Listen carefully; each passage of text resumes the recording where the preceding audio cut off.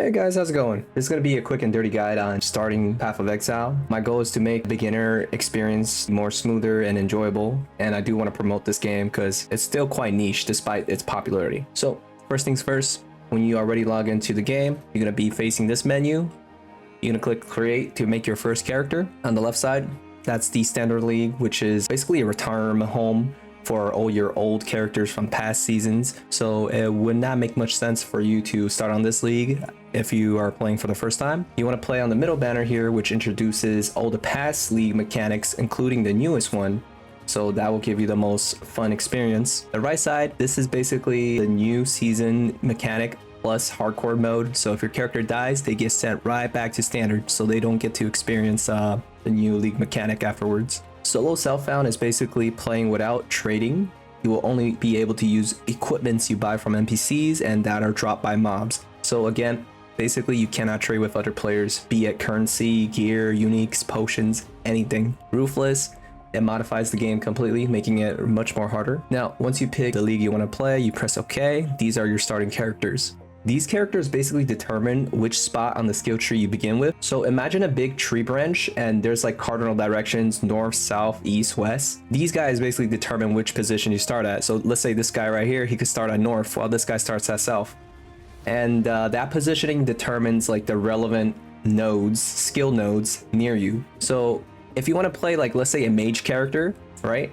But you pick this guy, he's gonna obviously start with some melee skill nodes that are much further away from magic nodes. So that's the gist of it. Now, prior to picking your character, you might want to do some more research on which build you want to play. It's heavily recommended for beginners to choose a build and follow a guide for it rather than trying to figure things out, because you will not understand the complex mechanics behind the build, and usually what ends up happening is you're stuck at Act 7 or Act 6 and you cannot progress further into the stories, and you might not even be able to touch maps. What I'm basically saying is you should follow a guide so that you reach near the end game and you get to experience what this game has to offer fully. On the screen, I'm going to flash a quick chart. It gives you the name of playstyles or builds that are currently popular, and you could choose which one you want to follow. This will be found in the description below as well if you want the full resolution.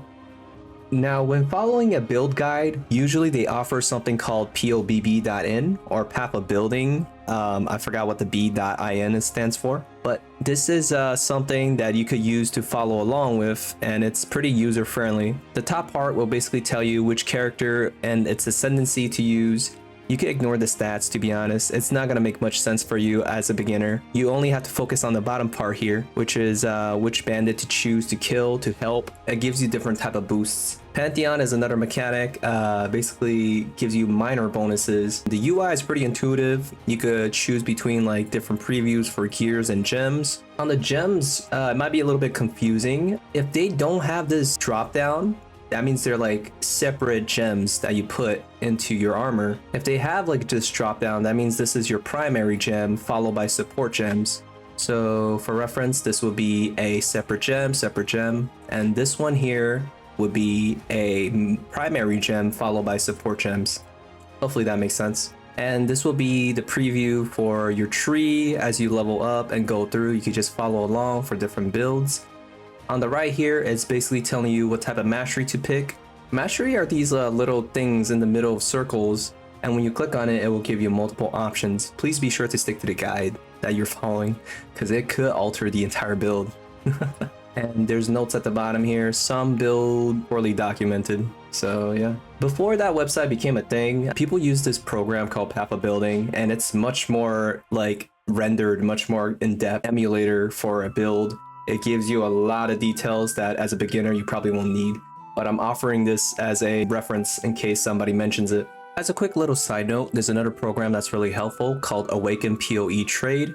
This is an application that's not banned from being used. Quite helpful in the day-to-day trading, verifying your values of items and whatnot. Again, this might be a little bit too advanced for beginner guide, but I just want to let you guys know that there's a program like this in the future if you do want to like quickly check your item price. The next thing I want to show you is pretty helpful for players of all stages, not just beginner, is this filter blade website. It's pretty much critical to the game at this point. It creates a filter that filters out all the bad stuff and lets you focus on what's important on the map. When you load into this website, all you have to do is just pick this first option. It's probably going to be your default, and you could like drag this to semi-strict and skip right to export to PoE, and then you just click continue without saving, save the file, which you'll later use. Again, this is just for filtering out bad items that you'll never touch, and it's quite critical to have. Otherwise, your screen will be flooded with a bunch of text and you can't determine what's good and what's bad.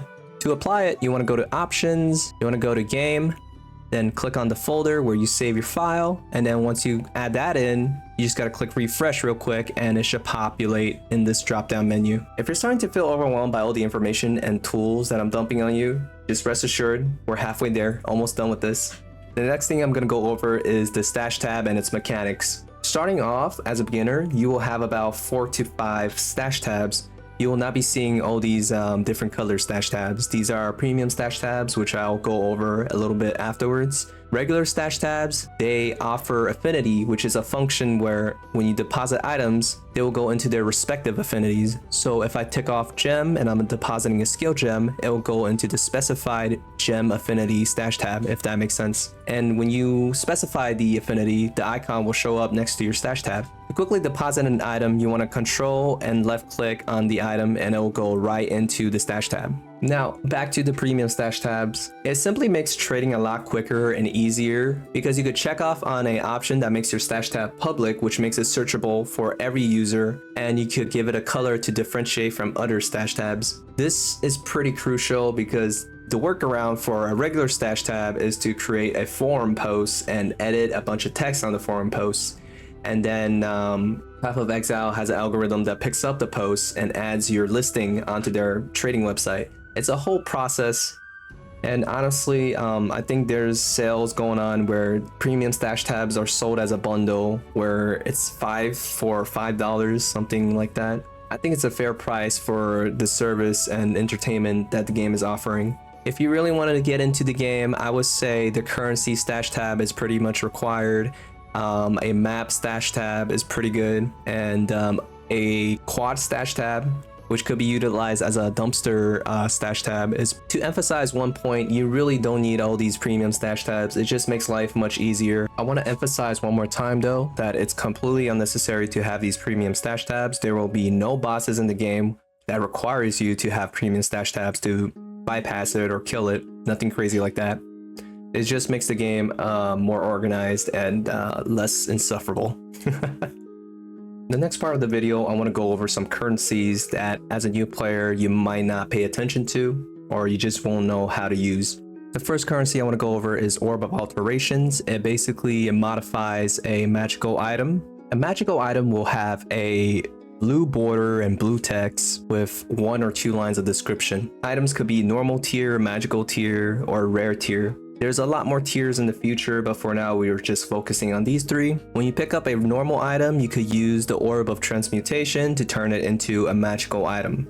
The third currency you want to pay attention to is the Orb of Alchemy, which transforms a normal item into a rare item. The currency next to it is called the Regal Orb, which upgrades a magical item into a rare item. There will be cases where you have a magical item that looks pretty good, you know, have usable links and sockets, and you just so happen to have a Regal Orb. You will use that and upgrade it into a rare item. I will say that the Regal Orb is pretty rare, so use this sparingly. It could be used as a currency for trading. The next orb is the Chaos Orb, which doesn't really do much for us as beginners since it modifies and reconfigures a rare item with different stats. It's more of a trading currency for early to mid game. When it's late mid game to end game, people will use this currency on the bottom right here, which is called Divine Orbs. And the conversion rate between Divine Orbs and Chaos, it fluctuates between different leagues, but usually it sits around like 100 Chaos to 1 Divine Orb. There's 4 really useful currencies, and they're sitting all right here. This is mainly for reforging your armor. So Jeweler Orb, it changes how many like sockets you have on a piece of armor. Orb of Fusing change how these sockets link together. And the Chromatic Orb changes how the color shows up on the sockets, which is how, you know, you place your gems inside.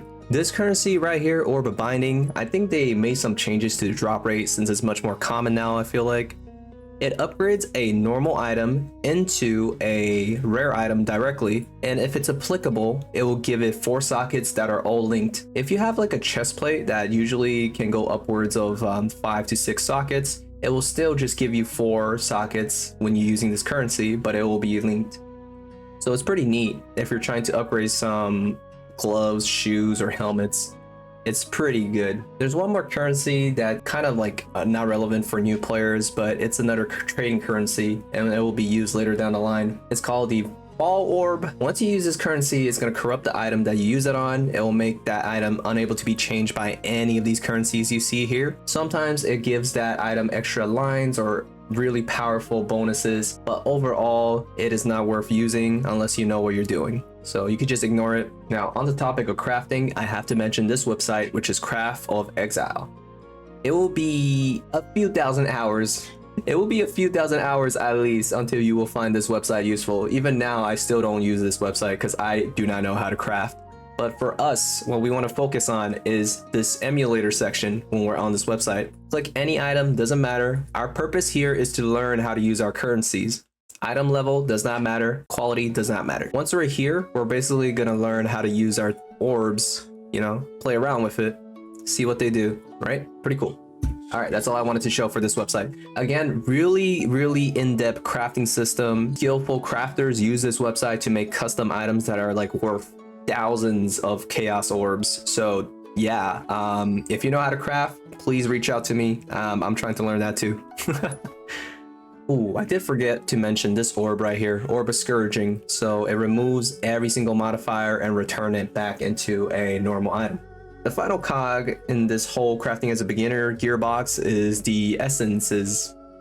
It's a cheap way to upgrade a normal item into a rare item with like a specified attribute. You'll pick them up as you travel around the story. Powerful mobs will drop these, and they're pretty clear to see. They're encaged in ices, and there will be a large sign above their head that says Weeping Essence of Anger or Muttering Essence of Hatred. The next part is progressing through the story. You'll have total of 10 acts to go through. It basically loops back to Act 1 with a different map layout, different story, and harder mobs. Now, going through these acts and like speedrunning them is a video of its own, and thankfully somebody has already made a video of that sort. I will link them in the description below if you're interested. On the screen, I'm going to flash basically an abstract of how the story progression goes. Red lines is basically your first route going through the zone. There will be times where you have to repeat a few sections, you know, walk through the same area or go to a different zone, and they'll be indicated by different colors. But the red ones is basically your first walkthrough of the area. And then the blue will be your second walkthrough of the area. And then lime green will be your final walkthrough of the area before you move on to the next act.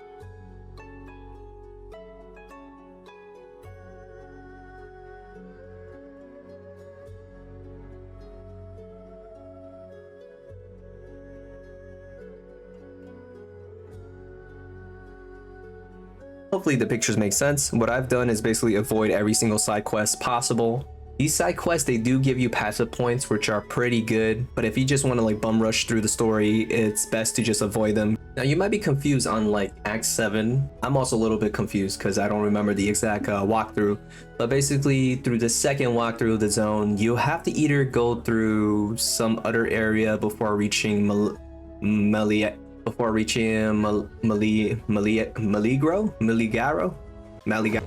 Basically what I've circled are the 2 key points that you have to touch before moving on to the third walkthrough. You want to unlock and finish this area here. You want to go to this area here to pick up all the fireflies before you can even kill the boss, which is, you know, here. So yeah, that's that. Side areas often include, you know, side quests, but they also offer like minor gods that you could kill to fill out your Pantheon. Right now, your Pantheon would probably look like this after finishing the walkthrough, skipping all the side areas. Now, these gods in the Pantheons, you will notice that they have like different lines of descriptions. These could be unlocked by using a item called Divine Vessels while running specific maps. For a second, let's pretend what I have here is the Divine Vessel. And you'll place it in the socket here while you put the map you want to run. Once you activate it, you kill the boss. You go back here again to your map device, you click on it, you'll check that it has a captured soul. You take that out, and then you have to go talk with Sin to upgrade your god. As a quick little side note, you will encounter the new league mechanic as early as Act 1 in the Mudflats. That's usually where you see your first new league mechanic. The current season, you basically get a follower or like a pet to play with you. So in the Mudflats, in this season, you'll find a mercenary just standing there, which you could challenge to a duel. If you win, you'll keep them as a, follower. The downside is that they don't level up as you do. They do provide a pretty good DPS output. You could have a maximum of 3 followers, only 1 out at a time though. It does take quite a bit of a currency to revive them. They could die, and they can only enter the area once. That's pretty much the rundown of this league's mechanic. The next thing I want to go over is making use of NPCs and the stores and towns. So you talk to these guys here. Oh, free spellbook. Talk to these guys here and you click purchase, and they'll show you the items that they have to offer. Now in Path of Exile, there's something called regex, which you could use for the store to find specific items. I will have a link to 2 sources that help you utilize this function. I'm going to show one example of the regex, which is basically trying to find item with X amount of sockets. So right now I want to find item with 2 sockets, and it will show me everything that has 2 sockets that are linked. If I change that number to 3, it's going to show me an item that has 3 sockets that are linked regardless of the socket color. So this is pretty powerful early on to just like browse through the store and pick something out that you might need. Now let's go over the Ascendencies and Labyrinths. It's essentially a major power-up for the character you're playing. Usually each character have 3 different type of archetypes for Ascendancy, and you just pick one of them. There is a website called PoE Lab Notes, which gives you a layout of the labyrinth. It changes day to day, but recently I believe this site owner or the site creator has been facing some issues and personal problems. So it will not be updated as regularly as it was before. And yeah, I will provide the link in the description below for that as well. It's possible to use Labyrinth to gain currency early on. You carry some gems, usually green gems. They could be turned into transfigure gems for quite a bit of value. You'll be able to access the Labyrinth once you have finished the Labyrinth trials. Go to Act 3, go to the town, walk up here, and then click on this tombstone, which will be risen. And you could walk through this portal here. There's a wiki for this that you could easily Google, and it will show you all the locations of the different labyrinth trials you have to do.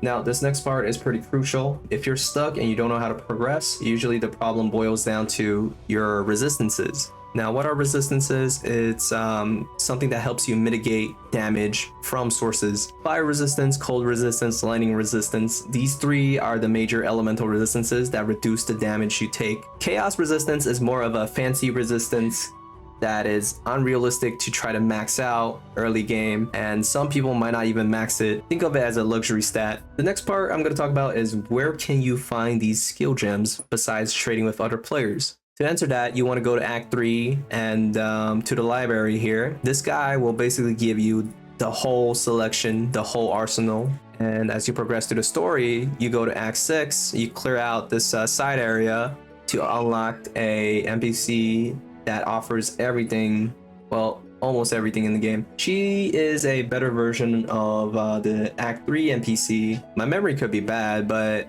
I recall the Act 3 NPC missing a few gems that I needed. Oh, this NPC right here, Lily Ruff. She should have every gem that's normally obtainable. I completely forgot to mention this, but when you go to this NPC here, you are able to re-specialize by spending some currencies. The price here is not fixed. It should be cheaper the lower level and lower nodes you have. But yes, I just want to mention this, that if you ever find a build unattractive or not fun to play, you could always come back to this NPC and just re-specialize. Or you could go to your hideouts, and the way to obtain hideouts is that you'll walk through different regions of the acts, and you'll find little icons on the map that are bluish, something that looks like that. You will want to walk towards that icon to clear out the area, and it should give you a hideout afterwards. You do want to speak with the lady called Helena to bring you to your first hideout. You press tab to bring the minimap to the center of your screen, and you can make adjustments to this minimap by going to options, UI, and then scrolling down to the maps area, and you could play around the opacity and the zoom. This is pretty big for when you want to just blast through a zone without looking at the terrain. So I could literally just focus on the middle of my screen, just walk through the map.